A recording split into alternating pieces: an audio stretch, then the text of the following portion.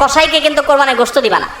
কোরবানির গোশত শুধু না, কোরবানির পশুর কোনো কিছু বিনিময় সে দেওয়া, তাকে টাকা দিবা আলাদা, যত টাকা লাগে সেটা দিবা, গোশত দিবা না, তাহলে বিনিময় হয়ে যাবে, এটা জায়েজ হবে না, তোমার কোরবানি হবে না। এই জন্য ভাইরা এই জিনিসটা আমাদের সাবধান থাকতে হবে, কসাইকে কোরবানির গোশত বিনিময় হিসাবে দেওয়া যাবে না।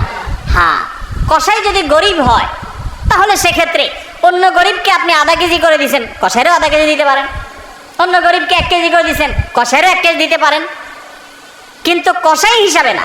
সেটা হলো তিনি যদি কসাইগিরি নাও করতেন তারপরেও আপনি তাকে দিতেন যদ্দুর অদ্দুর দিবেন। এর বেশি যদি আপনি দেন এবং সেটা যদি বিনিময় হিসাবে দেন তাহলে কি হবে না, জায়েজ হবে না। এই একটা মাসআলা না জানার কারণে আমাদের অনেকের কোরবানি এটা নিয়ে টানাটানি দেখা দেয়।